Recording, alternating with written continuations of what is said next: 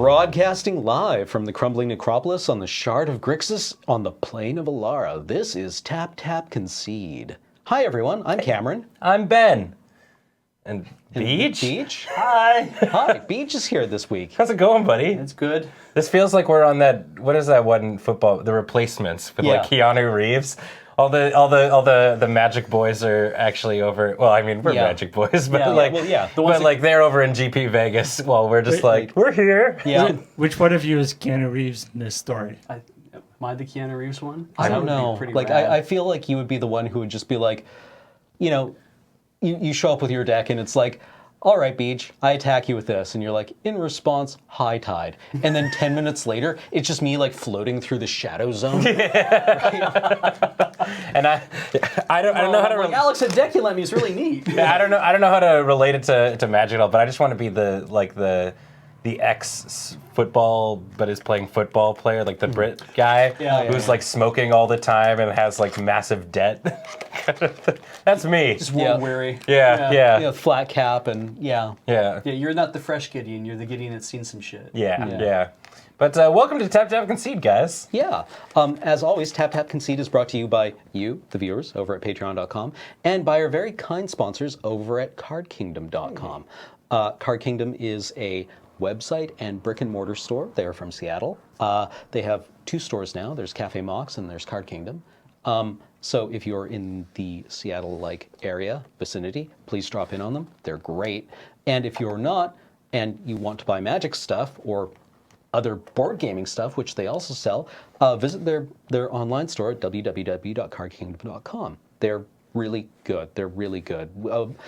When we order singles from them, they arrive really quickly. We usually get notice that they've shipped the same day, and people are always telling us that they're like, you told us they shipped really fast. And they were. They were. Yeah. And we're like, we know. Yeah, we're not lying, dog. You weren't lying to me. It happened right away. And yeah, we really like them. And if you use the code cardkingdom.com/LRR, that is our affiliate code, and that will let them know that we sent you. So hopefully they will continue to sponsor this content. The whole thing is the affiliate code. Well, it's the, if you go to the URL, /LRR. And it's like the big thing too is to like, if you're getting something, make sure you, in the little note section, you go, Lur sent me button, please. Yep. You get a QT little button. Yeah, that this month... Is it different now? I thought they were out of the We're Just Dead Here ones. I don't know. I'm looking at Paul. Yeah, enter LRR sent me button. You'll get a cool thing. Out. Yeah, they might have them, and if they don't, they'll let us know, and we'll make sure buttons are replenished. Yeah, for sure. So yeah, we're doing a weird thing today. Yeah, well, first off, we're going to start off with a crack-a-pack. That's what's important. We have what Maro called Metamorphosis 2.0 to discuss with you guys. So lots of big announcements in the Magic world came out last week, and yeah, we have thoughts and aspirations and opinions. And I probably have questions. Yeah, and then Beej is here because he's going to be talking to us about Magic the Gathering Puzzle Quest, the game that Beej knows everything about in terms of Magic, and we know nothing about. Yeah, so it's like discussing Magic with someone from a parallel dimension. Pretty much, It's kind of like getting my revenge. I mean, you're the guy from the strictly worst dimension who plays like, what is that, the format 0 or whatever, where you just play, where something like a Time Walk is the worst card in the world. Yeah, he's Bizarro world. My segment will be short, strange, and unfamiliar. Yeah, but hopefully, I mean, it'll get, like, if you're not into puzzle, I've genuinely been like considering downloading this game because of how hype you are on it. It's been a lot of fun. It's also been a pain in the ass, and I dropped it for 2 weeks. Now I'm back in it. So video games as a whole. That might be Magic in general. I don't know. Yeah, no, that sounds about right. Okay. Yeah. All right, let's do it. Let's crack this pack. We roll a die. It's a 3. Yep. Going 1, 2, 3. Oh, it's the one I was looking at earlier. Oh. It is. I believe this is a. Well, it's Dark Ascension. Okay, so made in Belgium. No. Acera Obscura would be Spanish. Spanish. Okay, so it's a Spanish pack of Dark Ascension. Yeah, given to us by Trick. Yeah. Trick from Wizards of the Coast, who gave it to us at the Aether Revolt pre-release. So let's see what we got here. This is actually going to have some sweet memories for me because this is when I was a kid and wanted to first start playing Magic. Right. And I got the Dark Ascension. When you were a kid. Not and first started playing that? No, it wasn't. I guess During by Darkest kid, Age. I mean I'd probably be like 16 or 17. 16 or 17. But the starter pack was like a goblin burn deck. It was pretty sweet. It was all about goblins and throwing them with goblin grenade. And you okay, buddy? Huh? I'm okay. Okay. I'm okay. We're fine. Speaking of memories, I guess we'll see what you guys can get with the foreign language cards. Oh, yeah. All right. So starting us off, we have Ghoul Seeko. It's not Butcher Ghoul, it's Sightless Ghoul. Sightless All right. Ghoul. Yeah, a 2/2 for 3 and a black that can't block. And normally you'd be thinking, that's terrible.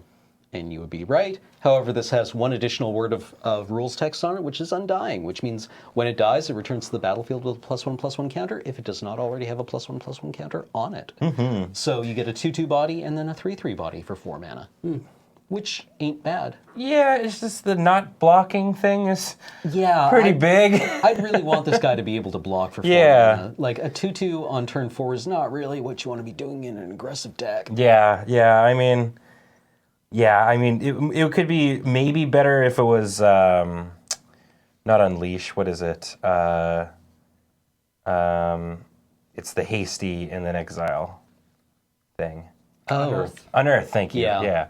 That might be slightly better because then at least you get something out of this from like just chucking it in your bin real quick. Yeah, but turning a 2/2 sideways on 5, not that scary. not exciting. This is something Shrieking scab. Scab. Shrieking Scab? Yeah, I think Shrieking so. Scab. Screeching Scab. Screeching Scab. All right, My pretty bad. Scabulante. Scabulante. Do not mix up the shrieking and the Screeching. and the Yeah. screeching Yeah, scabs. they hate that. It's a 2/1 for 1 and a blue. It is a zombie, and that's about what you get for 1 and a blue is a 2/1. But this one mills you for 2 cards when it enters the battlefield. So this had some kind of functions. There was, obviously Innistrad block had a Graveyard Matters sub-theme or theme in general with flashback cards. Yep. So in this set, the mill was actually considered to be a positive most of the it time. wasn't a strict negative. But I remember it never quite doing what you wanted it to do. Yeah, this card looks like you're like, yeah, okay, throwing my flashback cards in the graveyard sometimes and I still get value out of them kind of thing. But it's just like, or you just play a bear at this point with nothing on it, and then you get to cast your flashback spells first and then flash them back. Yeah, exactly. Like, you get them twice. Like, that's the whole point of them. Yeah, like a 2/1 for 1 and a blue did not really like inspire me to want to put up with the pseudo downside of milling yourself twice, which in certain situations would be like drawing 2 cards. Yeah. But it wasn't. I guess put this in your budget Lab Maniac deck. Yeah. Yeah. Gato de Sanctuario. Sanctuary Cat. Yeah. 1/1 for or 1/2 for 1 white. It's a cat. Yep. Yep. No. Nope. There's something you didn't really talk about. I don't know what this guy is. I can't remember him. Oh, can I see it? Yeah. Predator de... It's well, it's going to be up on the screen now. Near Heath Stalker. Yeah. Yeah. So it's a 4/1 for 5 that's got Undying. Although I don't remember this guy doing much work, but I want to say that other people have told me that this card was quite good because, it hopefully swings in on turn 6? Yeah. And trades with an X4, which is never going to happen. Trades with Sanctuary Cat. Yeah, and then comes back as a 5/2 and then trades with Screeching Scab. Maybe this is in your vampire deck. Who knows? Unearth. If you can do this and I don't know, take off your +1/+1 counters, then maybe you have your Immortal vampire. Yeah, but I don't know. so far this pack is gross. But this card I actually really like. I could just never remember what it's called. From the Undertow or something? Yeah, I think it is. Yeah.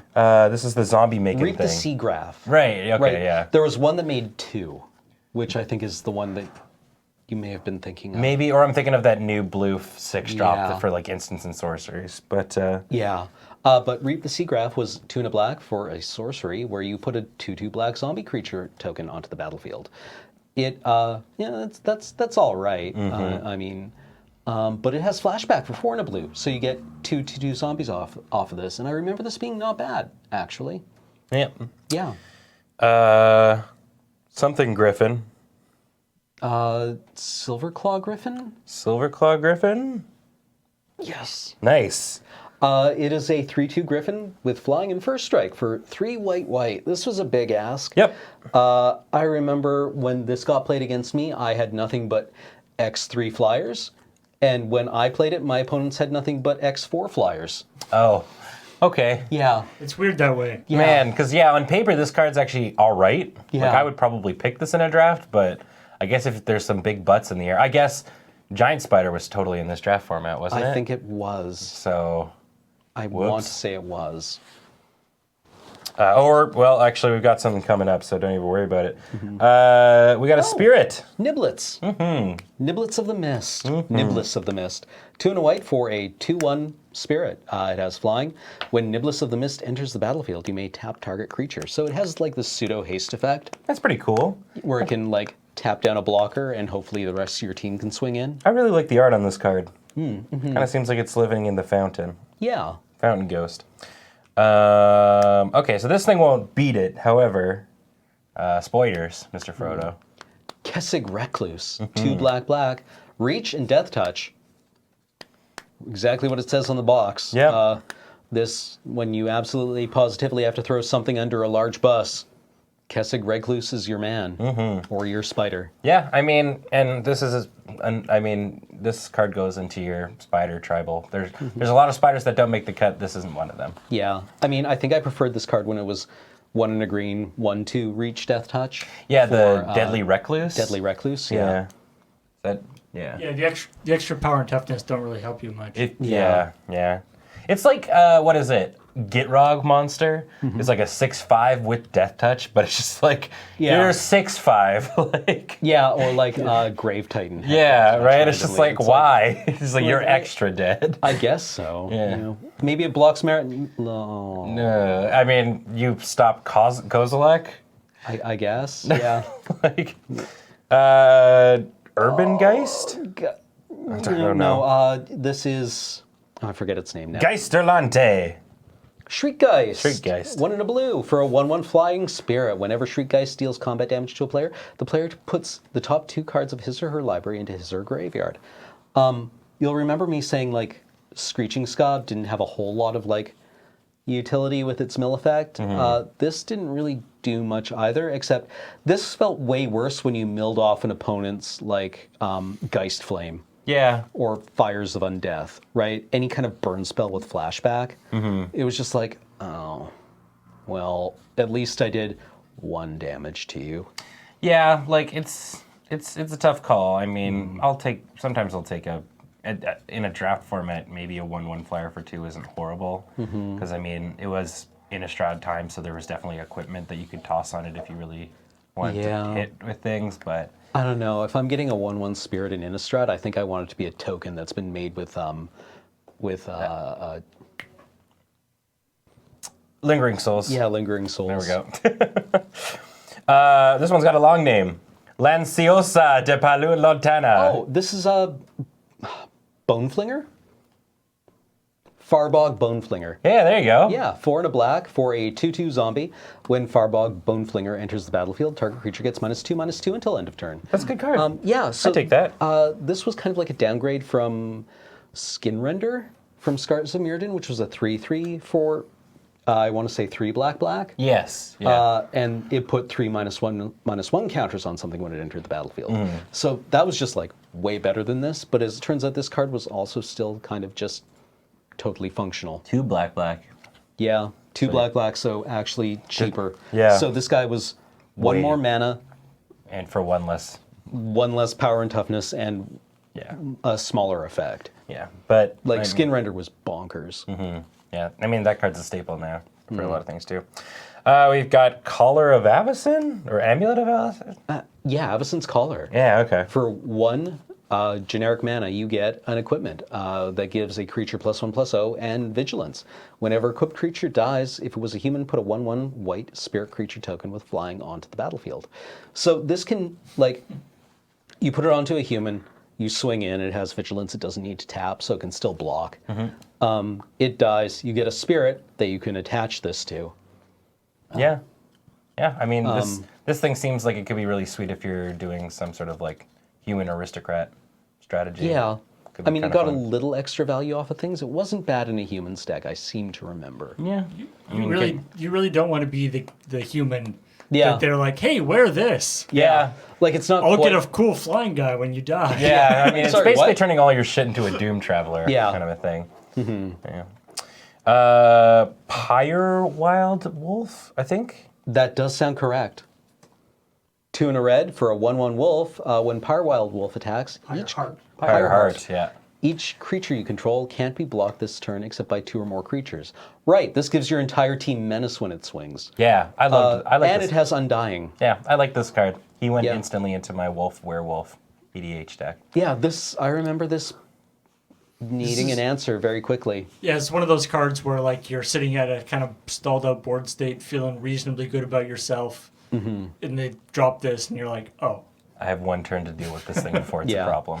And then even if you deal with him, he Yeah. comes back again. Kind of thing, right? Requiring 2 removal spells. I mean, yeah, I guess Undying's like OG Embalm in a way. Yeah. But, It was, this is where you want your Undying stuff on things your opponents had to answer. I think I've actually been looking for this card. And now you found it. Oh, Nurture de Il Branco, it's our rare. feed the pack. Yeah. 5 and a green for an enchantment. At the beginning of your end step, you may sacrifice a non-token creature. If you do, put X 2/2 green wolf creature tokens onto the battlefield, where X is the sacrifice creature's toughness. Yeah, so this is a card that seems rad. Like, I think this is easily first pickable.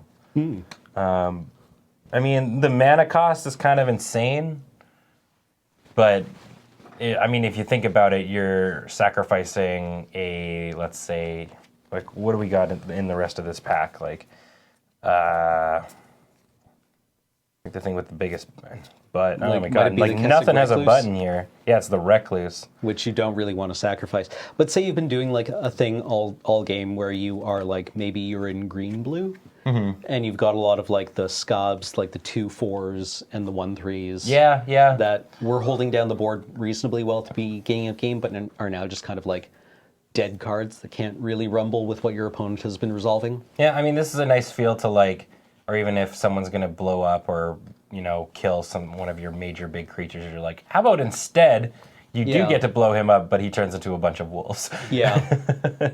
Well, the one problem though is that it's not an instant effect. Though. Yeah. It's It's an enchantment. Okay, okay, that's why. In Spanish, it's incantissimo, Yeah. which So it's an enchantment, and you get to decide at the beginning of your end step. So Yeah. you can't do it in like response to a wrath. And you can only do okay, this is one at a completely time. different than what I Yeah. thought it was. Okay, this is actually maybe better than. But you I can thought. keep doing it, which is kind of interesting. So Yeah, it's okay. basically like a recycling program for your Yeah. old creatures. Okay. Like maybe this works in You a really have old grindy creatures match. lying around? Bring them to me, and I'll give you a 2/2 wolf for Yeah. everyone. Yeah, I mean, but yeah, this was a thing that's probably going to go into Werewolf EDH, Wolf EDH kind of a thing. Yeah, what kind of creature don't you sacrifice to this? If you're getting double the toughness in toughness from wolf tokens. Oh wait, if you do, it's just a sacrifice creature. Okay. So if you sacrifice a 1/1 to this, You get a 2/2. You get a 2/2. If you sacrifice an X2 to this, you get 2 2/2s. Right. X3, you get 3. So you're doubling the toughness on the board from sacrificing a creature. Right. Yeah. Okay. I mean, that guy like the that 4/1 Undying guy would be kind of interesting with this because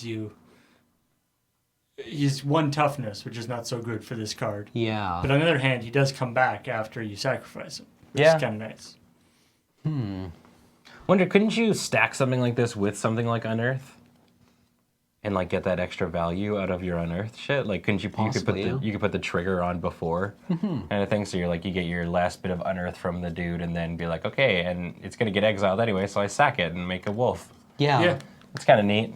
Although I think, yeah. Yeah, green doesn't have a whole lot of sack outlets, so it's No. actually a pretty good place for that. Yeah, And because then- I mean, this was a set that had Blood Artist. Yeah. There's also Falconwrath Aristocrat. Yeah. Falconwrath Noble, the flying blood artist. Oh yes, yeah, the noble. Yeah, Blood- so like something in Black Green, Stormkirk, but like or, yeah, but Falconwrath Aristocrat was also in this as an instant speed sack outlet. So like this is the set that Aristocrats came from originally. And because this is Innistrad type times, we also get a transform card, which is the baby werewolf. Ermetia Delentrotera. Yeah, Hinterland Hermit. A 2/1 for 1 and a red. At the beginning of each upkeep, if no spells were cast last turn, transform Hinterland Hermit. Turns into Flagello della Tentara. AKA Hinterland Scourge. Yeah. It's a 3/2. It must be blocked whenever it attacks. Yeah. And it flips back if 2 or more spells were cast last turn. Yeah, so like... So, like, I guess the, I remember the werewolf deck just like kind of curved out with reasonable creatures. And then at some point you or your opponent ran out of spells and your board flipped. Yep. Into unreasonable creatures. Yeah, I mean, and you had like things like Moon Mist and whatnot in it that was just like, you're like, oh, you think I'm just attacking with my humans? Whoops, suddenly they're all werewolves kind of a thing.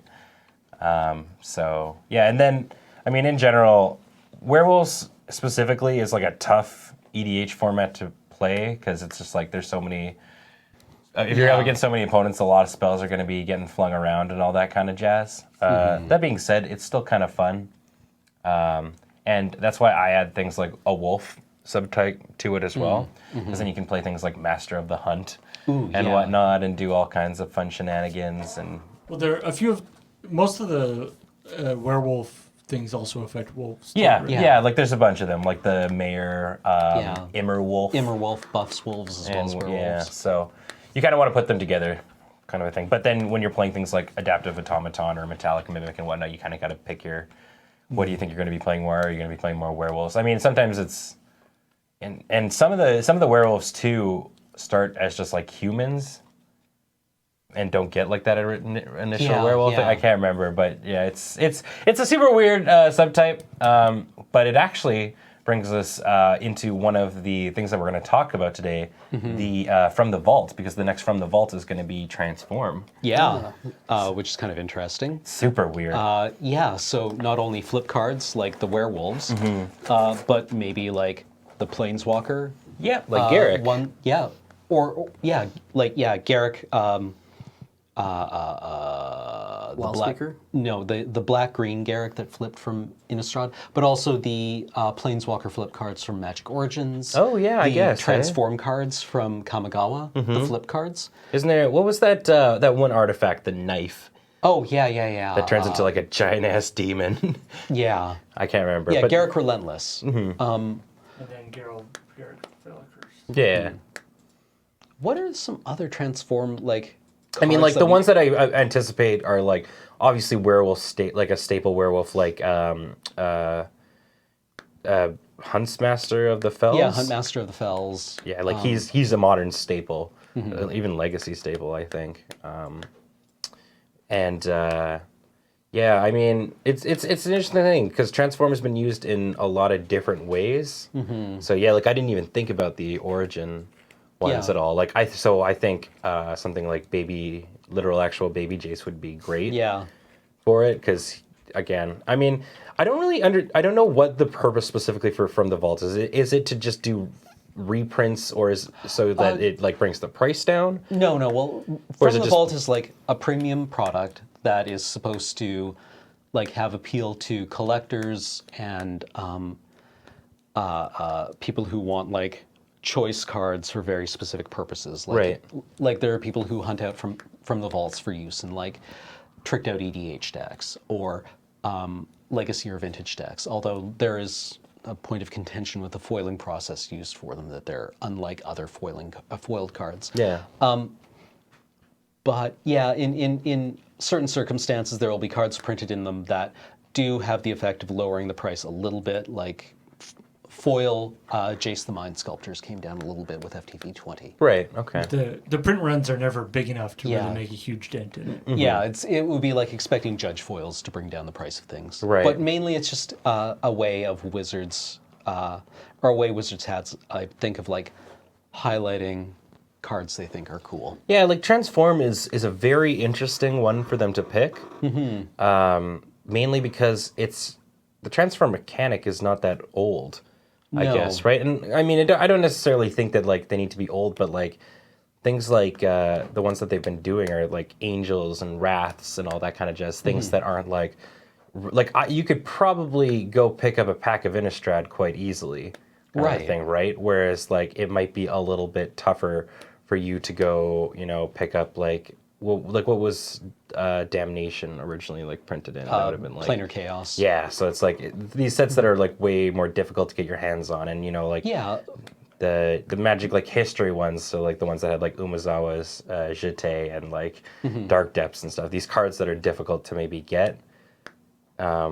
It's like not even like I'm worried about spending a lot of money. More of a like this isn't a readily available product. Yeah. Well, I mean, I'm curious to see what they'll include with it because, like as you say, the literal transform mechanic isn't that old.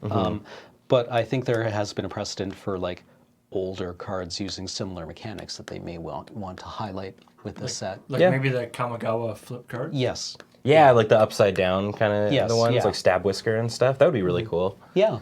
I'm excited. I love werewolves. I love the transfer mechanic. Hell, maybe they'll put Meld in here. Yeah.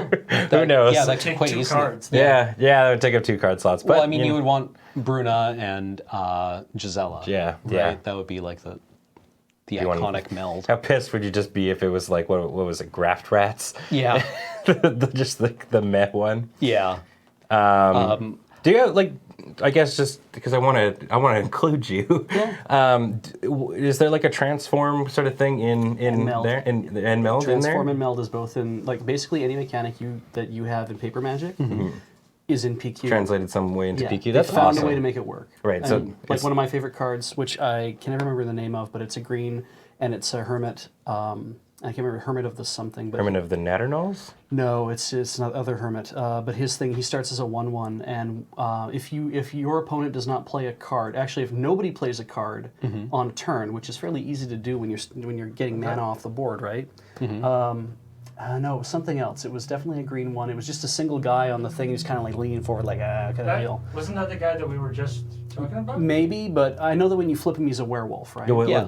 It was a green card. It was a green card. Yeah. Isn't he in that pack you guys just opened? No, No, it was no, the that red was a red werewolf. card. Literally Hinterland find what he Hermit is. or whatever? Yeah. Rather than me talk about him, I'll just look him up. Sure, yeah, but that's really cool. It's Yeah. super interesting to. Yeah, and it's based on, did somebody play a card last turn? No. Well, then you flip him, and then once you flipped him, it's the transform back feature for that is, did somebody play more than two cards? Okay, or so more it's, this it's turn? exactly like the. Yeah, in a lot of yeah. cases they try to make it as exact as possible. Cool. I dig that. So there's the Hermit of the Natternals. Yeah, that card's great. Yeah. Let me just see if I can find him because I know Whenever he's an in one of my opponent casts a decks. spell during your turn, you get to draw a card. It's so choice. I keep him in my with Kiora. I mean, this kind of card fits right into my. I'm sorry, Sage of Ancient Lore. Sage of Ancient Lore. Oh, that's the. That's actually the flip side of this card, isn't it? No. No? Sage of Ancient Lore. Flip side is Werewolf of Ancient Oh. Hunger. Yeah. Right. Okay. Yeah. No. And it's from whatever set that is. That's. Avacyn. Avacyn. Okay. No. No, Wait, that's Zendikar? That's the newest Innistrad one. Yeah, this is not- Shadows over Innistrad. Shadows over Innistrad. Okay. Yeah. What is his human side again? Because I remember this guy being super choice, like he does. Right, his power and toughness are equal to the number of cards in your hand. Yeah, he was Yeah, just. and then- he was And kinda you neat. draw a card when he comes into play, and then I like that, so that you don't accidentally. He can't just kill himself right off the get-go. You get to draw a card. And what's fun about him is that it's not based on the number of cards you have in your hand because you only have a set number of cards in your hand. Right. His power and toughness is based on when you draw a card, he gains +1/+1. Okay. And then the other guy, when you draw a card, this creature gains +2/+2, and they keep that. And so as long as you keep drawing cards, which you always do every turn, they ramp. Cool. Awesome. It's crazy. Sounds really good. But we'll get to that. that's actually really cool. Like so, because the Magic version is when in his normal mode, he's equal to the power and toughness to each card to the number of cards in your hand, and in his transform mode is equal to the total number of cards in all players' hands. Okay. So that sort of +1/+1, then +2/+2 +2/+2. kind of makes sense. Anyway, that's Yeah. Cool. So yeah, from Vault Transform, going to be super interesting. I'm looking forward to talking about it. I mean, we got to really dive into stuff. We got a lot. We got a lot of shit to go through. Yeah. So last week or earlier this week, Marrow released Metamorphosis 2.0, which highlighted a huge number of changes that were going to be happening to Magic. One of them is changing the block structure. So moving away from large block, small block, large block, small block, to a 3-in-1 paradigm where you would have 3 large blocks per year. And correct. And then the 1 being one of the other changes, a returning core set. Yeah. That's the summer kind of thing. And then also, just trying to address several other problems they had, feedback they had, which was like there was too much gatewatch. The masterpieces had stopped being like super exciting for people. I think that was probably the biggest point that really hit me, because it was just like that Marrow really captured was being like, you know, Zendikar comes out, they're like, look at these expeditions. Look how cool they are. You want these things, kind of, right? And you're like, I want these things. And then Kaladesh. Well, Shadows didn't have anything, and then they brought it back with Kaladesh being like, all right, this is a place of inventions. Let's bring back some of the cool artifacts and stuff. And some of them were good. Some of them were like, okay. Like there were multiple times where people were still generally pretty excited about them. And then the invocations kind of got like the biggest backlash, I think. And well, part of that was that their design was not very exciting. A lot of people said they were not good-looking cards. And also they did not have a strong central theme. No, they were just sort of all over the place. Like they wanted to sort of theme it around things of Amonkhet, but that's just so open-ended, especially when you're doing things like they were focusing on instants and sorceries. Yeah, but there were also enchantments, there were creatures, there were things to do with the gods. Yeah. Right? And it was like, okay, so anything that's divine. And right, like Cryptic Command. Yeah, right. And Dark Ritual. And like Counterbalance. Like a lot of them were control-y, I guess. Yeah, and it was neat, but it's just like that was probably the biggest thing. Is he was just like, you know what? I think we jumped the shark a little bit on this one. We're gonna save doing masterpieces for when we just have this kick-ass idea. Yeah, when they tie in strongly to the plane. Yeah, not because we feel that we need to make them, sort of thing. So. But like, I'm really excited for the move to all large sets, because a couple of weeks ago we talked about some of our favorite environments and drafts and decks, and we all kind of agreed that we all preferred the ones where it was like where you had 3 packs of one set to draft, because that allowed you to stick with a theme, and you could be relatively confident that you would find the commons and uncommons to support your synergies, rather than only having 2 packs and then having to worry like, well, is the mechanic even present in the set that I'm going to be drafting, or in the pack that I'm going to be drafting next? Yeah, I mean, like, so it should allow it to concentrate and produce like much more synergistic, interesting draft decks. And like even in all aspects of limited too, it's like, because we just did the sealed league, and I don't think we had any like rule to ourselves that we were like, we're just gonna keep getting Amonkhet packs. We chose to keep putting Amonkhet packs into our sealed league just because it synergizes with itself so well. Yeah, you know, like you want these cards that have these -1/-1 counters, or you want these cards that are dealing with like what are some other big themes from it? Just like Embalm. Embalm, cycling, The only cards that I really considered opening, or the only packs I really considered opening, were actually from Shadows over Innistrad. Because of Madness. Yeah. Oh yeah. I guess with cycling and discard and stuff like that being such a heavy theme. Totally, I agree with that. But I never really went with a heavy discard theme. Or a cycling theme. But yeah, the 3-in-1 sets I think are always great, and I mean they really highlighted that in the post, because they were saying things like, you know, I think one of the biggest examples of it really, and we were talking about this earlier today, was that what the hell happened to Meld, man? Like it didn't make any sense. It was a really, really cool and unique thing that I genuinely enjoyed, and like I remember being at like the pre-release for Shadows over Innistrad, and just being like, yo, like if anybody melds against me, I'm gonna concede. Like just because it's so cool. Like I was like, if I get Graph Rats and scavenger packs, Midnight Scavengers. I love that. Makes me so happy that you know that, man. Man, Puzzle Quest kicks ass. I still haven't got one, which is a pain in the ass, so I can't use it. But yeah, no, it's just so cool. And like, yeah, Gisela and Bruna,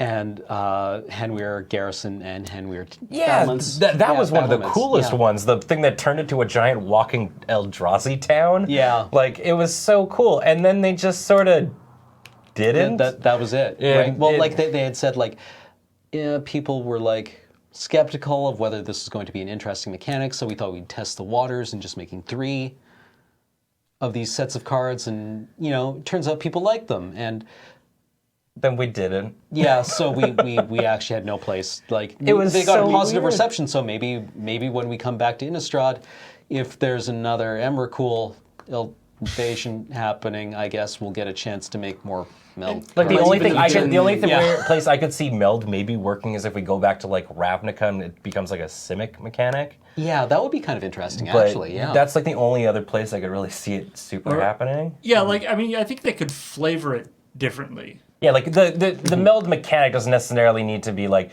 Eldrazi. Yeah. Like they could flavor it as more of like a Voltron-y thing of just like two guys combining together. That's true, yeah. So I mean, yeah, exactly. Whenever you do this, I always feel like I'm leaving you hanging, so I never know what you want.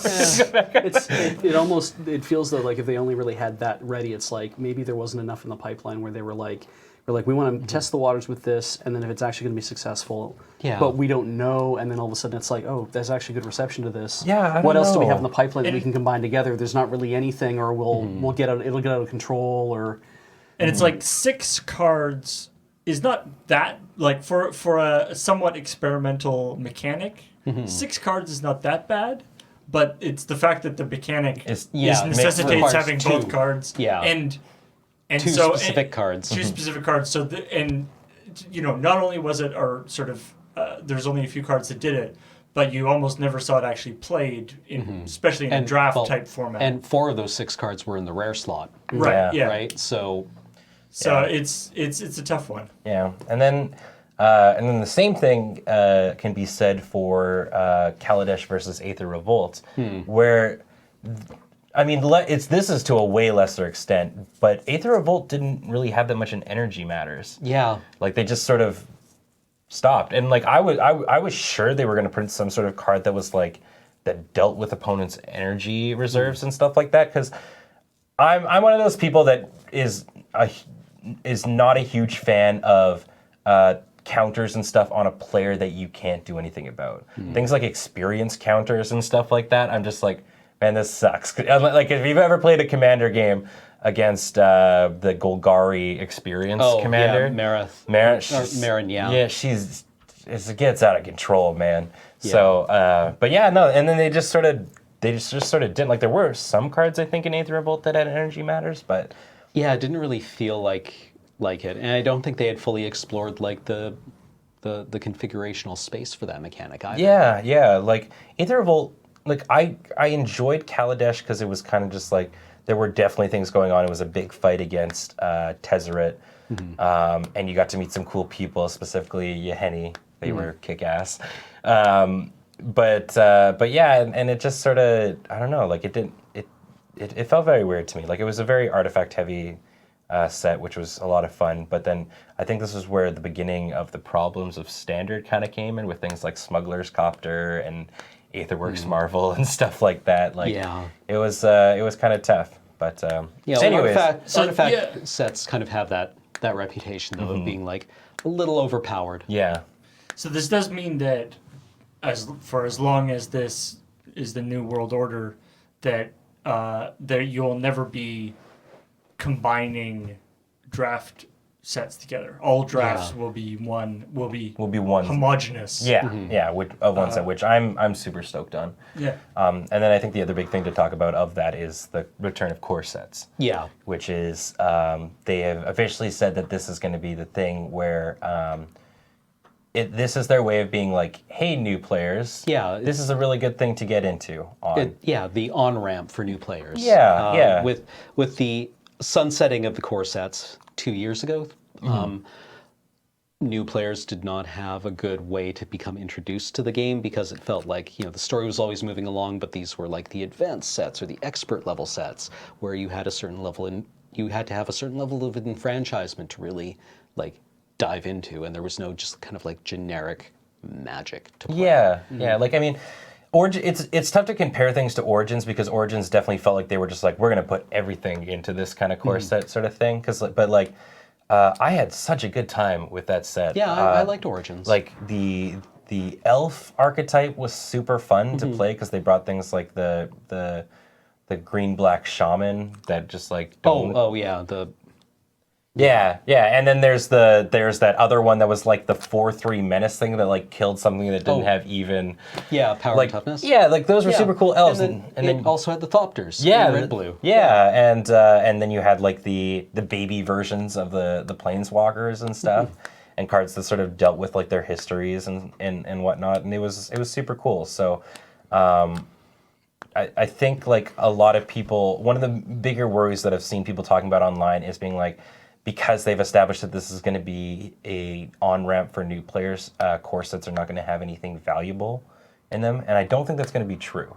I mean, you think about it, I remember when they spoiled literal actual baby Jason, they were like, he seems okay. Yeah. And then when he became a standard staple that was like $90 each. Like, so... Yeah, I still am a little sore over the fact that I was like, I think this card might actually be good. I think a looter on the front is probably fine, and then he just like generates slow card advantage on the back and kind of like can grind your opponent out, and people were like, no, this card is bad. Yeah, the best one is going to be Nissa. Yeah. Because she comes out and gives you a forest. Yeah. And it's just I was like, oh, maybe I'm wrong.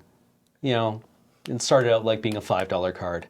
Yeah. And then was a $40 card. Yeah. And then a $60 card. And I was like, maybe I should wait until it comes down. Yeah. And then it never did. I mean, like, I bought my one. I had one, and I sold it back at the height. And now I'm like, oh shit, I need this card for decks I play. So I went and bought one, and it was like still like $45 or $50, right? So.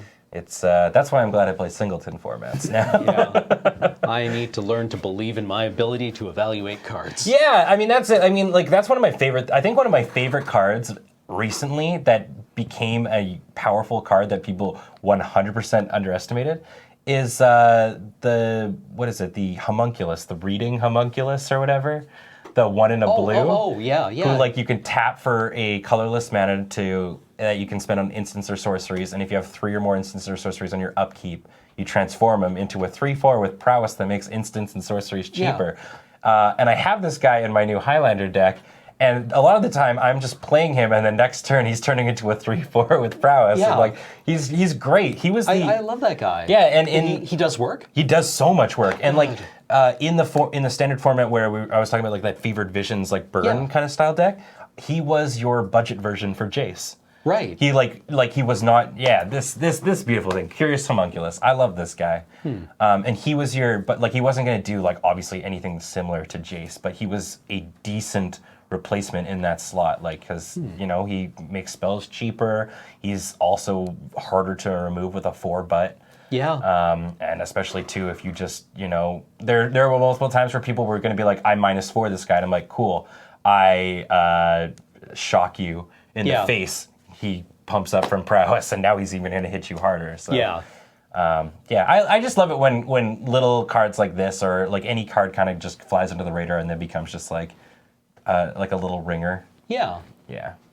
But anyways, so that's the new block structure. And then we had numerous new other products being revealed. Ixalan being the fall set, or the summer set, actually. Yeah. Yeah, because it's going to go Hour of Devastation. No, in June. This is summer. We're in summer. Yes. Oh my God. Ixalan's January. 2017 is almost over. Yeah. Only a couple more. Should be September, a couple more right? months. Yeah. Or October. It'll be the fall set. It's going to be the fall set. Then we're going to have Explorers of Ixalan next year. And then apparently Dominaria. Yeah. So what's that? Just so I'm clear, because there's always, like you said, a large and a small, and I guess it's like Kaladesh and Aether Revolt. Yeah. Amonkhet and... Hour of Devastation. Okay, thank you. I was missing that. I was like, there must be another... Ixalan must be the little one, but you guys just got so excited about it. I'm kind of like, whoa, no, this is something else. Yeah. No, so the reason that so many people are so hype about Ixalan is because this set is themed around pirates and dinosaurs. Yeah. And like Cam and I have had like a decent discussion on this where it's like from like on your side where you're kind of just like, you know what?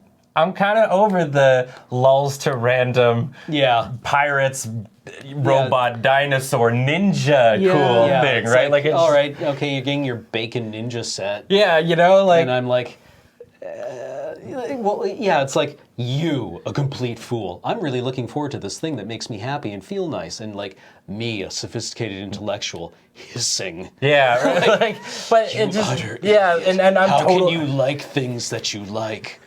But I'm totally on that side too, though, where it's kind of just like, you know what, this is pretty hype, but at the same time, it's like, maybe this is hype because I'm also a like emotionally stunted adult. Yeah, and I'm like, I can't support morally my position at all because it's like, ugh, this is me. How dare you like robots and dinosaurs in your children's card game? Yeah. Remember they utter simpleton. Remember they designed these things like 5 years out. Yeah. So pirates and dinosaurs were the hot thing. That's true. When they That's were true. doing this. So, but yeah, Ixalan, that's kind of its theme. I think the thing, though, that is most exciting is that Vraska, the Gorgon planeswalker from Ravnica, is on this plane, and she's a motherfucking pirate queen. Yeah. I don't remember if we're allowed to swear on this podcast, but I did it anyway. Huh. Wow. Yeah. So that's Vraska. She's super cool. She was one of those... I mean, half the reason why I enjoy her is because she's an alt win con. Because her ultimate makes 3 little 1/1 assassin dudes that if they hit your opponent, you win the game. Whoa. Yep. Just one of them has to hit him. Oh, wow. Yeah, so... Holy crap. It was, they were very, very cool. And now she's on this plane as apparently a pirate queen. So, There's a story behind that. Yeah, certainly, yeah. You can oracle that so that it's actually pirate tokens rather than assassin assassin tokens. Well, I think that is actually the reason why I'm most excited for Ixalan is because Pirate tokens? Well, yeah, kinda. Because from the moment Kari Zev was printed, I was man, I want to make a pirate deck. Yeah. So badly, like, and it's tough because most of the pirates that have been printed already are A, garbage, and B, generally in blue or black. Yeah. So red is very tough, but I would assume they're going to be doing a lot of red pirates because pirates kind of feel like they're going to be like the hasty punch dudes, or at least this is my experience in like Hearthstone and stuff, where it's like these are like the tiny guys. Yeah, cloud pirates. That Phil Foglio art, man. Yeah, well, and most of like the old like ship cards, like island pirates, I think, or something like that, or like they're just like the straight pirate ship. Yeah, it's been it's actually errated or oracled, I think, to be a pirate. Yeah. So well, I mean, like it makes a certain kind of sense. You know, pirates sail on the ocean. Yeah. Ocean is blue. Blue. Right, so They're it's blue like cards. So right? I think that's what I'm excited for. Yeah, I think pirates are probably in for a bit of like reallocation in the color set, the same way that dwarves were, where it's like dwarves are red because they live in mountains, and it's like nothing about dwarves speaks to any of the conceptual associations of red mana. Yeah, like they aren't dwarves, impulsive, they aren't individualistic, they aren't like freedom loving. They are, you know, like Tolkien dwarves are like community driven and stalwart. They'd like be Selesnya colors, honestly, Yeah. for me. Yeah. Yeah, so they were white. It's the same way that vampires traditionally don't live in swamps, but they're definitely black aligned. They're a black aligned tribe. Yeah.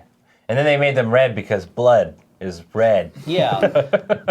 And they're also kind of like, I guess, Yeah. impulsive. Well, it's the It's the difference between like the cold calculating vampire who's been well fed and the one who's like,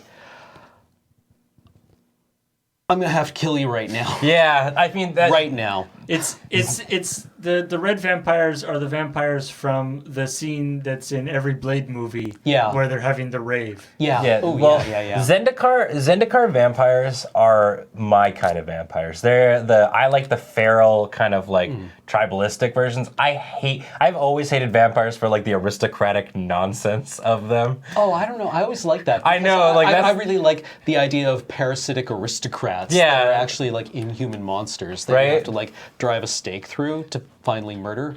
I mean, that's why I'm Death to kings. That's why in the werewolf versus vampire world, I've always been the werewolf. Like I like the like feral, like we are crazy kind of dudes. Right. But so that's why I like Zendikar vampires. But yeah, this guy, this aristocratic vampire with the froofy sleeves. Yeah. But yeah, so Pirates. from Definitely Ixalan pirates. seems kind of neat. Pirates, dinosaurs, and merfolk. Merfolk, yeah. I'm on board with merfolk. Some of the merfolk seem like they're going to be really cool. We're not going to talk about any of those. Sorry, I just noticed the cephalid aristocrat. Yeah. Who does this octopus think he is anyway? Is this a hominid in my home? But yeah, maybe we'll see a return of what's her name from Zendikar, who stole Thassa's Bident on Theros. Oh, Kiora. Kiora, who vanished after the destruction of Kozilek and Ulamog. Yeah, actually, Kiora. Seems like the would kind of come person who would love pirates. Yeah, just be like, I'm done with this plane. I need to go and think about things. And then you find her, and she's like on Ixalan, being like, "Hey, Kiora, did you think about what happened?" And she's like, "What?" Yeah. No. I just became queen of the merfolk on this plane too. Yeah. It's like, that. No, I didn't think about that at all. Are you going to finish that? Yeah. Kira's like, they all travel around in boats on this plane. Yeah. I have so many leviathans. I literally shit octopuses. Yeah. So yeah, Ixalan seems like it's really cool. Another cool thing about it is they're making a board game kind of style. Not a board game per se, but it's Explorers of Ixalan, which is going to be like a 4-player game where you get like 60-card decks and like these different things happening. But effectively, the whole thing is you're kind of going on a we need to find the ancient city sort of quest type thing. I don't know how integral it is going to be to know magic rules around it, because are the cards in it magic cards, or are they different? I don't know. Like, I didn't really read that far into it, but they had like the contents, and it was like 4 60-card decks. So maybe it's actual magic cards, but maybe this will be like a Planescape kind of scenario. Yeah, thing, maybe where you're having like all these different these different like scheme cards or whatever that do kind of things. Anyway, that'd be cool. What else? New duel deck? Goblins versus Merfolk? Oh man, that's the hotness for me. Well, I mean, that one's going to be tricky because like goblins are real cheap, right? Yeah, like, as far as top tier tribal decks go, like there's Goblin Guide, which is like $50. Yeah, and Goblin Recruiter is like $2. Yeah, and Goblin King is like 50 cents, and then Mountains. And then in the Merfolk deck, the you've Merfolk got Cavern of Souls. You've got Ether Vial. You've got Mirror Regery. Yeah, Lord of Atlantis. Yeah, all but these. like the Merfolk deck is actually quite a bit more expensive. Yeah, I mean there are expensive-ish ones in goblins, like things like Goblin. What's that? He's the red one that's got like the skull cap that covers his eyes. The red goblin. The red goblin, yeah, I know, right? But like, he's actually like skin-colored red. I don't know. But he's like, whenever he attacks, you just get to like put a goblin onto the field, or like Goblin Lackey. Oh yeah, Goblin Lackey. Yeah. Lackey's like, he's more expensive. He's like a $40 card or something like that. And then things like Goblin Chieftain, I think it's like $18. It's really? This guy. Wow. Like, it's actually, I remember because I was like, I'm going to buy into goblins, and I got things like Recruiter and whatnot, and then I got to Lackey, and I was like, yeah. Well, yeah, there's also Double Lackey, the one from Zendikar. Oh, the Warren Instigator. Yeah. Yeah. Because he's got double strike. Yeah, who, like, every time he deals, like, combat damage or whatever. Yeah, this guy he's nutso. So I mean, there are some ones, but not even close to the extent that Merfolk is on. Yeah. Well, and also they're quite different decks too. Like goblins just like we punch turns their deck sideways and like puts 40 goblins onto the field. Whereas Merfolk is like we have 3+1 or 3 12/12 Merfolk because everything is a lord in this army. Yeah, yeah. And then like 2 Meta Vaults and like counterspell suites and stuff like that. I was actually like never into the fish decks. I'm a tried and true blue player. My first deck was actually Merfolk when I was a little Cameron, and it just I don't like this whole thing where you like turn guys sideways and attack with them. It lacks a certain je ne sais quoi, and that's fundamentally what Merfolk is. It's a creature-based like tempo deck, I guess. Yeah, that's probably. But yeah, either way, I mean, both of these are modern stable tribes. So yeah, I think it's really exciting. We'll see what they decide to do with it. It's always one of those things where it's like, how much power would they put into this? But I mean, if they decide to put in a lot of this, like this is a dual deck that I think a lot will be a really hot ticket item, depending on what they got on that. What else we got? We got an unset. Yeah.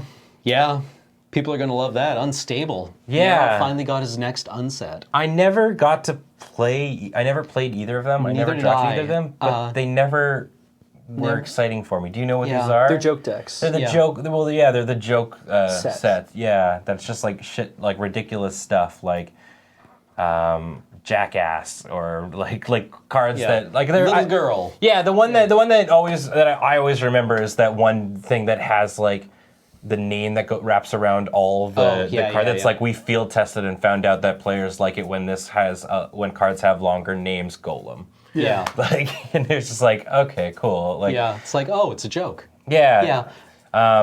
Alex made a really good comment though on this yesterday, where they're just like, will they reprint Cheaty Face? And if they don't reprint Cheaty Face, how many games of this set will Cheaty Face still find its way into it? Oh yeah, that's good. Because Cheaty Face is this card that you can put it into play whenever you want, as long as your opponent doesn't call you on it. Until you flip it over, reveal that it's in there. I see. Okay. And a friend of mine told me a story about how he played a game against somebody who they were like, you're allowed to use whatever cards you want. You want to use stuff from unsets, go for it. And he played against an opponent who played like a token strategy, and he was just like, man, it's really weird that all your tokens are in sleeves. Oh fuck no! And the whole board turned over to reveal a shit ton of Cheaty Faces, and they were just like, no. And I was like, okay, just that's pretty funny. Banished to the shadow zone. Yeah, right. So it's just like it was a very funny scenario. So I mean, I don't even really know what to say. Unset, cool. We'll probably do a draft of this. Well, yeah, obviously. But I mean, yeah. Yeah, I'm looking for. Let's see what they've got in store. Yeah. Apparently, this is going to have the vanilla mythic. Oh, okay. A mythic with just no abilities. That's just like a vanilla creature. Cool. I love it. I like. Yeah, I feel like vanilla sets or the unsets are great for, like, if you just like have the set and you like look through it, it's funny. Like they're funny cards. They're quite well done that way. How it is. Whether it actually results in like a fun game to play, I don't know. Yeah. Like I'd definitely be interested to see how often it's just like as a collectible thing. It's cool though. Yeah. As a foil sheet that maybe they give away at an event. I would love that could be real almost. funny. That'd be actually pretty cool. Yeah. But yeah. Masters 25. This one is super weird. I wasn't familiar with this one. So this is their 25th anniversary drafting set. Okay. And it's going to be like all these iconic cards from the last 25 years. But it's coming on the heels of Iconic Masters. Yeah. Which is the next like Modern Masters kind of esque set. So it's kind of weird. Is there even more iconic shit that they're not going to do? Yeah, like I don't know. Like this is the weird one, and they said it's going to be coming out, I think, like maybe it's in 2 years or something like that. I can't remember the exact date. But I mean, if I was doing something like that, what I'd do is I'd reference all the other Masters sets that I've already put out and said, okay, let me put together an amalgam. Yeah, maybe. I don't know, because it's supposed to be like their 25th anniversary set. Yeah. So it's like, yeah, you'd want to put like these iconic cards throughout the. So I mean, look forward to pulling your Shivan Dragon probably. Yeah, it's just so a Shivan like Dragon that. and Sarah Angel. Yeah. It's just a straight reprint of Chronicles. Oh. Just remember Homelands, the draft. But yeah, this It's was 1/2s. yeah, it's a super weird one. Yeah, and then obviously we talked about it earlier, Core 19, which is coming out in 2018. Like new cars. So yeah. So that'll be the next core set coming out summer of next year, and I think that's pretty much it. I think we've hit all the big news. Oh, I guess we should probably talk about really quickly the Aetherworks Marvel banning, which is a thing that pretty much everybody saw coming, I think. Yeah, it's like, you know, you ban all of the things that Aetherworks Marvel was putting into play. Yeah, and then it's then- just... Yeah, Then you find out what the actual problem was. Yeah. It was a thing that was super necessary to happen. It was interesting when they were writing about it. Most decks that went up against it had a 50% or slightly higher win rate against it, which is like fine, except with the exclusion of Mono Black Zombies, which had like a 36% win rate, and Blue Red Control had like a 46 or something like that. And so it wasn't necessarily the fact that it was like this impossible deck to beat. It was just most people were just like, this was just not fun. Yeah. Getting turn 4 Ulamog is not fun. Yeah, or interesting, or Yeah, and even like while that strategical play. yeah, and while the field research suggested that it was only like 10% of the time that was actually happening, it's still one of those things that is just like, it's just not fun to play against. And it's very interesting because I don't know if this came on the heels of the banning or not, but GP Amsterdam happened on the 4th or something like that. And none of the top 8 were Aetherworks Marvel decks, I don't think. What really made a comeback was Green Black Delirium, a blue, I think of a blue red control deck was like 2nd place. Esper Vehicles was a one that was like 3rd or 4th or something like that. No kidding. Yeah, so it's just like, and then, you know, playing on Magic Online, I see things like, you know, Mono Black Zombies like one at the Pro Tour, Aristocrat Strategies, New Perspectives combo, and I think these are all decks that have a time to shine now that you don't have to worry about getting turn 4 Ulamogged. Yeah. You know, like, Yeah, so hopefully this will open up some space for yeah. decks. So it's really sweet. You no longer have to worry about getting bolused next set, apparently, by an Aetherworks Marvel. Not that I thought that deck was actually really going to happen, but yeah, it's cool. I think most people are on the happy side of it, and even players who are playing Aetherworks Marvel decks have a deck that they can come back to, which is the Teamer Energy deck, which is still ridiculously strong with things like Bristling Hydra and Verduous Gear, or not Verduous Gear, Hulk. Yeah, and I think some of them are even just running Glorybringer because you run Glorybringer, Yeah. like it's insane. Although So- apparently now there's Chandra's Defeat. yeah, It's just like 1 mana, 5 something. Yeah. on a Planeswalker. I'm super interested because on how this whole defeat cycle is going to actually do. For if you hadn't heard of it, it's like it's the main Gatewatch people, and it's like it'll be like for example, Jace's is like 1 in a blue for an instant that you could counter a blue spell, or if you're countering a Jace spell, specifically a Jace spell, you get to like draw a Scry card. 2. Scry 2, yeah. So. It's super weird. I looked at this and was like, "Oh, okay." I mean, I guess we know what's happening in it's like lore-wise. the Gatewatch is getting like raffle stuff. Yeah, they're getting like nugged. Apparently this is why they're not going to be showing up in the lore too much. Yeah, I like that they're just like, we think the Gatewatch is showing up a little bit too much. They're dead. So we killed them. Anything else you want? That would be beautiful. Yeah. Anything else? Yeah. Any other requests? Yeah. Like bring back Koth or whatever. Yeah. It's like, oh, you wanted Koth in a set. Yeah. We can do that. Koth is. We can have Koth appear in a set for a little while. Koth's riding the dinosaurs now. Yeah. Koth v. Vraska. Yeah. Oh, and Koth's dead. Yeah. We killed him. Who else do you want? The George R. R. Martin method of listening to fan requests. Oh, Venser. We can bring Venser. Oh, he's dead again. He's really dead this time. I mean, Elspeth, we went into the underworld and killed her again. I'm calling this now 21 or something like that. We're going to be doing something involving Emrakul again, and it's going to be because Taimyo's gone insane. I'm calling it, and then we're going to kill Taimyo. That's my shot call. And we're going to be teaming up with Emrakul to kill Taimyo. To kill Taimyo. Yeah, buddies. Yeah. Emrakul, part of the Gatewatch. Yeah, the whole thing is like we're going to have to somehow like actually resurrect. This will be their plan because they're like, well, crap. We got rid of the Eldrazi. Yeah. So now we're going to have to befriend Emrakul, and we're going to bring back Kozilek and Ulamog from the dead. And then they'll be like, and then they betray us, and now we've got the Eldrazi again. And like, that'll be their way of recycling the whole thing.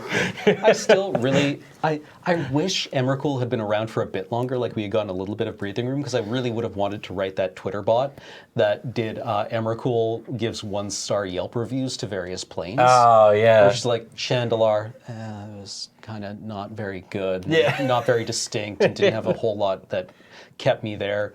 And it's like Kamigawa was also very generic and a little convoluted. That would have almost been even better with like Ulamog actually eating the fucking planes. Well, and I mean, like, Emrakul, right? Yeah. So, anyways, lots of fun and exciting news. That's the time all of you have been waiting for. Now, Beej is going to rip 40 packs of Puzzle Quest. What I've got left over. So, all right. So, cracking packs. Let me get out of that. Yeah, I mean, so you'll have to kind of like briefly explain, like. I intend to. Yeah. And let's just get right to the vault. So I've been, for anyone who's actually played Holy this. crap, is that like currency on the top? Yeah. In the top, you've got like over $1 million. Let's what the hell? do a brief conversation here about what all this stuff means. So, Magic the Gathering Puzzle Quest, if I play a game, we're going to be here for a couple minutes while I try to get through the game, so I'm not going to bother. But if you played Puzzle Quest before, if you played Bejeweled, if you played a Match 3 game, you know how this works. Now, what's interesting about it is that you guys always talk about stuff is mana, right? Yeah. Right. And it's like, now mana matters because you can only cast certain cards with certain colors of mana. Right. In this game, that doesn't matter. Every card has a mana value. That's why I can get a Vryn Wingmare, which is a 6/5 with flying, Yeah. for 12. Oh, okay. Okay. Right? And that sounds insane That to your sounds, ears. yeah, that's like that. Never. But what that means is that I have cracked 12 jewels on the board, and I filled up the meter for my Vryn Wingmare, and it's like, now I can cast it. Now my creature comes out. So instead of playing land to generate your resources, you match 3. Yeah, I match 3. I crack jewels. Now, Planeswalkers you talk about as a thing where it's like, oh, you have all these Planeswalkers, and they show up in your decks, that kind of thing. In this game, Planeswalkers are a character you play. Okay. And so in this case, Johnny Vengeance is a red-white, or white-red, because he has actually slightly greater affinity for that. And he has Planeswalker abilities. In this case, he has Sundering Slash, Lightning Helix, and Reprisal. He has Lightning Helix on a stick. Yeah. Well, I mean, like the Johnny just Vengeance like, did. Yeah. Now, you start a game with 20 HP. I start with 119. Okay.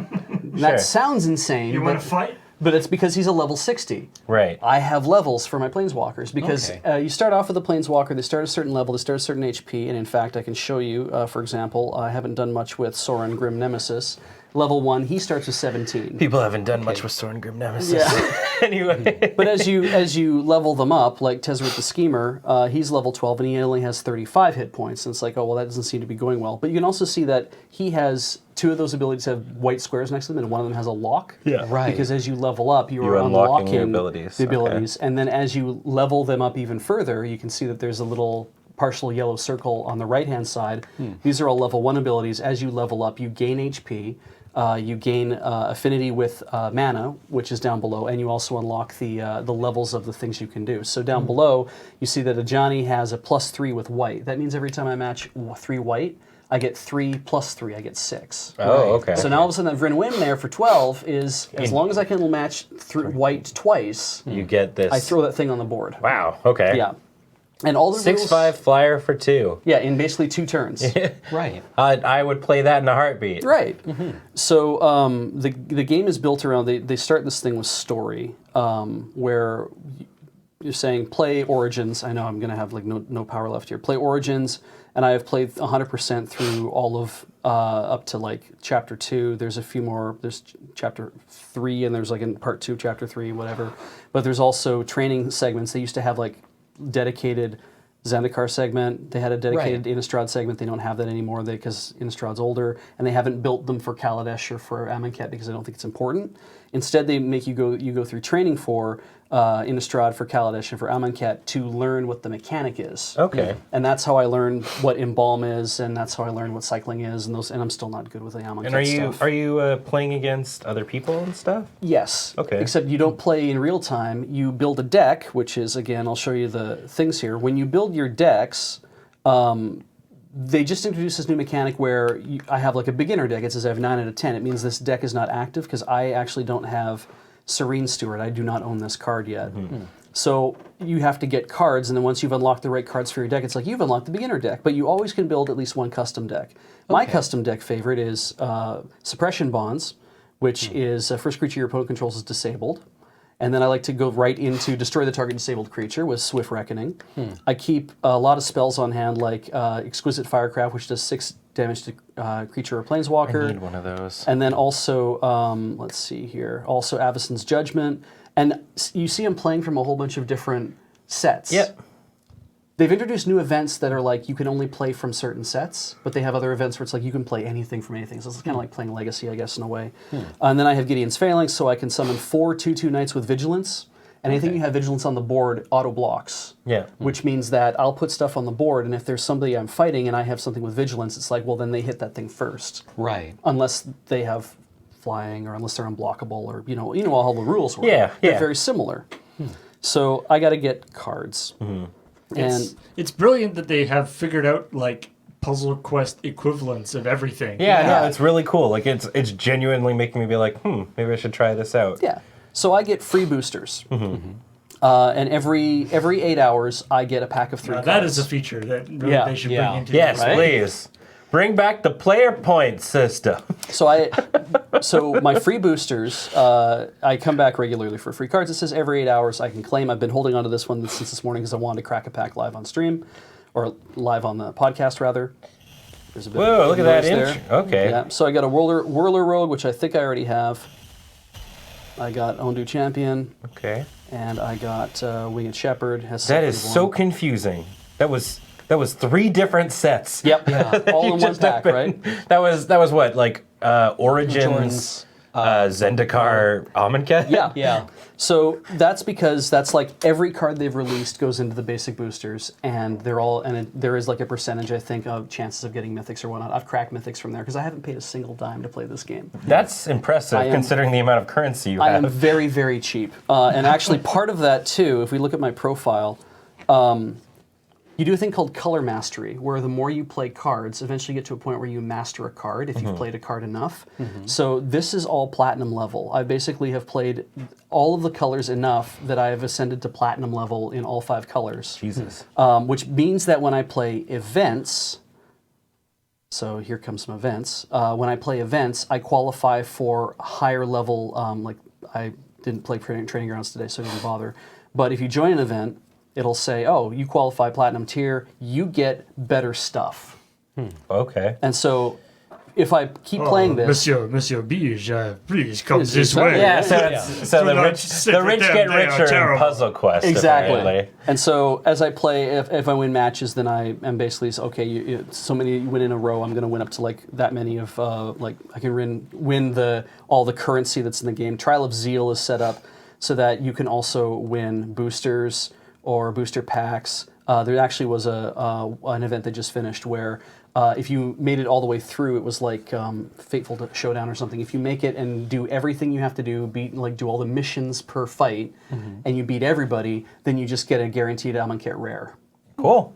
I can't do that. Right. I'm not that good. So is the idea that you're playing against the decks that other people create, That's correct. but the decks are being piloted by an AI? Yeah, and so what happens is that when they do matching in a game like this, if I'm playing like Training Ground and other people are part of Training Ground, I'm playing versus their decks. Right. When you get matched, it looks at what your Planeswalker levels that you're playing with. So I was playing for a long time with a Johnny at level 30, and I would always get matched with somebody who is at least level 35. And that's to basically say that the AI knows how to play the game, but the AI might not always make like the most strategic choices. Right.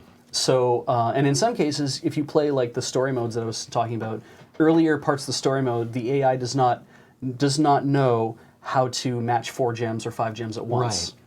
And that's valuable because if you in like other games you get bonuses. In this game, if you match 4 gems, it clears a line. Right. And if you match 5 gems, if you're in a row, it clears a line. But if you don't, if you do it in an L shape, it just clears them out. You get 1 extra turn.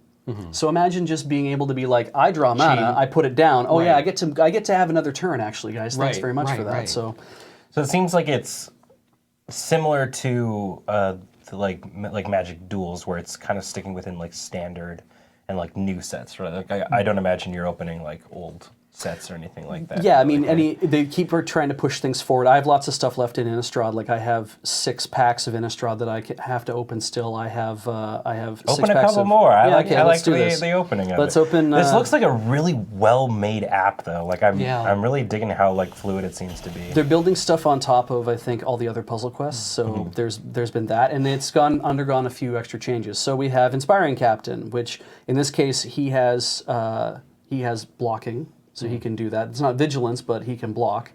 And he's a 2/2. Foul Orchard is a support card. That's the other thing. Support, spells, and creatures. And I didn't talk about that. Right. The support card lives on the board. It lives on the grid where you bust mana. It becomes one of those gems. Okay. And it usually gets like 2 or 3 or 4. Sometimes they get up to 10. Times that you have to bust it in order to get rid of it. So the idea is that you can have an effect on something like, what this means is that as long as the support's on the board, 2 gems on the board are converted to black or green. That gives, because I would have an affinity in black or green, when that would give me better chances of matching stuff I have an affinity for and earning more mana. So it seems like it's generally lands that are support In cards? a lot of cases, yeah, but there's other stuff like the Enchantments? one I just showed you, Summoning Bonds, was it? Oh, the Suppression bonds. bonds. Yeah, Suppression so that's an bonds. enchantment or Yeah, and what that does is that lives on the board. It has an instance of 1. So if it gets matched immediately, then it gets busted off the board, right? But as long as it's up there, and if let's say it gets all the way to the bottom corner and nothing's moving and nothing's gonna crack that gem, every time my opponent puts in a new creature, it's disabled. The first creature is disabled. So I can just be like, yeah, I'll just leave that down in the corner and now I'll just work on your creatures, or I'll just keep, basically it's a really good way to stop a guy from doing anything to you for the entire game. Let's just keep breaking stuff. Here's an uncommon. I like Chilling Grasp because it's target 2 creatures disabled until the beginning of your next turn. And it's madness. cheap. So Macabre Waltz, Vampire Noble. There are a lot of just like trash commons in this as well because it's basically the entire set is in there. Right. Let's talk. Oh yeah, we could. I'm not going to bother talking about all the mythics and stuff in the block. How about we crack Kaladesh for fun because I have some super packs. Oh, what's a premium pack? So a booster pack is just your standard 5. A super pack is 3 booster packs, but you have a higher chance to get rare. And a premium pack is you always get a rare. You get a bonus rare card. So I'll be busting 5 packs of 5 cards each. So that's 25 cards for buying that. Now you've been seeing all of the ruins and the shards and the crystals and stuff at the top. I should talk about that a little bit. These are your Smurf berries. This is stuff that you pay for. Right. But you can also earn them by playing the game because, like I said, I haven't paid any money for this game. Yeah. So ruins you get through finishing missions, and same thing with the mana crystals, the yellow ones, you get them from finishing missions and stuff like that. So it's like, can you beat this guy but only cast 2 spells? Okay, right. Can you beat this guy and cast 8 spells? Right. Or more, right? Which can get difficult. So when you win, also you can trade in cards that you got for extra ruins. Your ruins are used to level up your planeswalkers. Right. So there's also this Masterpiece collection here. And if I had 400 of the purple ones, which I can't remember what they call these again, Yeah, I'm not sure what they call them. But I think they're that'll like be a mana for sure shards. masterpiece? That's a for sure mythic or masterpiece. Wow, okay. So you get one. Man, but I it's want that. Yeah. It's Let's get that in real life. Just walk in and say, I want a random, here's $30 and give me a random mythic or rare. So let's crack a Kaladesh super pack, just because it's fun to watch things go flying by. Whee. So start your engines, which is cast for 2 and gives me each creature you control gains +2 power and 0 toughness until the end of your turn. Each vehicle you control gains an additional 2/0 until the end of your turn. That's pretty much what it does in the card form, except I think it also just makes the vehicles creatures too. Oh, okay. Yeah. So they are very similar in a lot of ways. Untethered Express. Fuck, this card was insane. So did you guys have crew as a mechanic as well? Okay, so same thing, Desert's Ambition. That's just strictly better. Yeah, which is funny, but for me that's hard because if I'm building a deck and I play Desert's Ambition, like it just basically goes off. Like if I have, you're only allowed to have 10 cards. Your deck is only 10 cards. Oh, you so can only you're have like, 6 cards in hand. You're drawing like almost like a quarter of your deck. Yeah, but you're drawing over and over and over again. Your deck never runs out. It is always replenishing. Oh, okay. So the problem is if I put this in my deck and for 6, that's a very good card to get, but I'm drawing 3 cards. It's like, it's good at the start or it's good if I'm almost out of cards, but a lot of times it's not good for anything. So I'm constantly exiling cards. I'm just like throwing it away. Fabrication module and the Innovator. I'm just going to keep cracking to see if we can actually get a rare out of this. Sweet rare. Yeah. Sky Whale. Always love the Sky Whale. There we go. Oh, sweet. Hey. Oh, Midnight Oil. good. So beginning of turn, draw 2 cards, and Port loses 1 shield. So it probably goes in with several shields on it, like a counter of 4 or 5 or something. When you match 3 or more black, you gain 3 mana. So, and when you support destroys and card your entire hand. That does suck, actually. Yeah, this card is horrible in real life. Oh. I mean, people have won games with this. I'm but, sure like, it's valuable, but not always necessary. We have Pima Outrider. That card's good. Aether Trade Winds. That card's okay. Airdrop Aeronauts. That card is amazing. Yeah, when it enters in game draft. 5, like Yeah. I get 5 life back for that. Yeah. See, on that you have to trigger Revolt, but it's effectively Vampire Whitehawk. Yeah, Aerial Responder, good card. Fragmentize. That was a good pick. So what does it do for you? It destroys a artifact with 3 or less CMC. I think so, yeah. But if you trigger Revolt, it like also gains life or something. I can't remember what it actually. This just straight up destroys. Or the no, support it's on just the board. it's just a artifact or enchantment with 4 or less. Sometimes you get multiple cards in a pack. You got 2 Fragmentizes. Yeah. All right. Aether Meltdown. That card actually sees standard play now. Really? Yep. And Pathetic Reunion. The Discard weird 2, draw card. 3.